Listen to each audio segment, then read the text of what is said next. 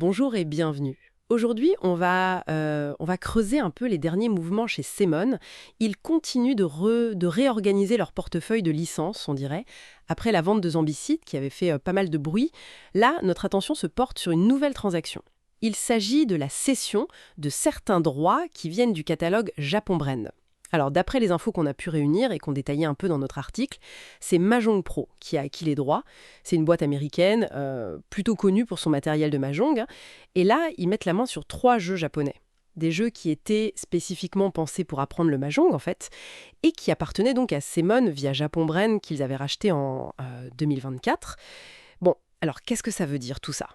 On voit Mahjong Pro, qui était surtout un fabricant jusqu'ici, il se lance dans l'édition. On parle de Suzume Jong, qui est une version hyper simplifiée avec des cartes. Il y a aussi Kikasai, un jeu 2D plutôt malin sur un thème de concours de fleurs. Et puis Yaochu, un jeu de cartes qui utilise que certaines tuiles spécifiques pour faire des mains en fait spectaculaires. C'est plutôt une approche intéressante, non? Transformer l'apprentissage en jeu, quoi. Ah oui, tout à fait. Pour Mahjong Pro, c'est une acquisition très logique, très ciblée. Ça colle vraiment à leur image et à cette volonté de démocratiser le Mahjong. Mais ce qui est peut-être plus significatif, c'est comment ça s'inscrit dans la stratégie globale de CMON. C'est une tendance qu'on avait déjà identifiée et analysée dans notre article d'ailleurs. Certains appellent ça une purge du catalogue. Bon, c'est un peu fort peut-être. D'autres parleraient plus sobrement d'optimisation d'actifs. En gros, après avoir racheté Japon Brand il n'y a pas si longtemps, CMON semble assez vite se délester de titres qui sont jugés peut-être moins porteurs, ou en tout cas moins alignés avec leur cœur de métier actuel.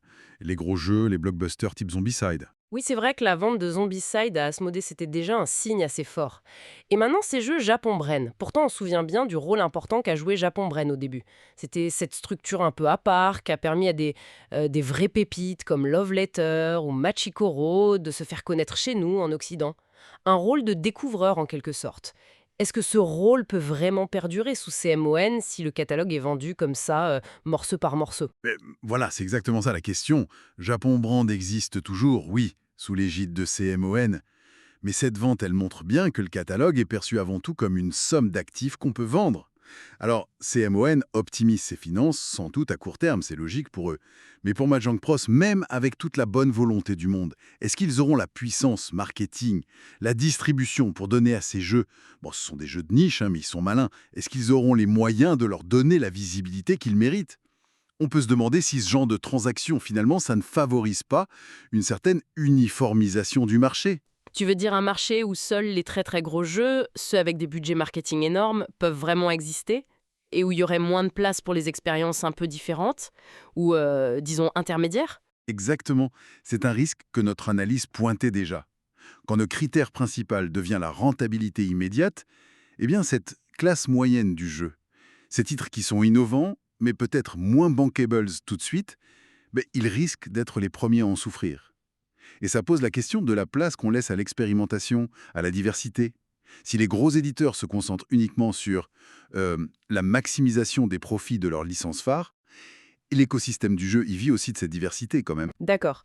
Donc si on essaye de résumer un peu la situation, CMON poursuit sa stratégie de recentrage, ils se concentrent sur leurs poids lourds, et pour ça, ils vendent des licences jugées plus modestes, comme ces jeux japonais d'initiation au Mahjong. Et de l'autre côté, Mahjong Prose saute sur l'occasion, ça leur permet de se diversifier et ça sert leur mission autour du Mahjong. Finalement, une logique commerciale assez claire des deux côtés. C'est ça. C'est une logique commerciale qui se tient. Mais au-delà des acteurs directs, cette transaction, je trouve, elle nous renvoie à une interrogation un peu plus fondamentale sur l'avenir du marché du jeu. Qu'est-ce qu'on veut comme marché? Est-ce qu'on veut un jardin luxuriant avec plein d'espèces différentes, y compris les plus petites, les plus discrètes? Ou est-ce qu'on tend vers un paysage où il n'y a plus que quelques arbres géants qui font de l'ombre à tout le reste? C'est une bonne image. En vendant ses branches, Simon cherche sans doute à renforcer son tronc principal. La question, c'est de savoir si l'arbre global, l'écosystème, en sortira plus fort ou juste plus élagué, plus simple. Voilà, une question qui mérite qu'on y réfléchisse et qui invite, je pense, à observer de près les prochaines stratégies des grands acteurs. Vers quel équilibre on se dirige dans le monde du jeu? L'avenir nous le dira, hein.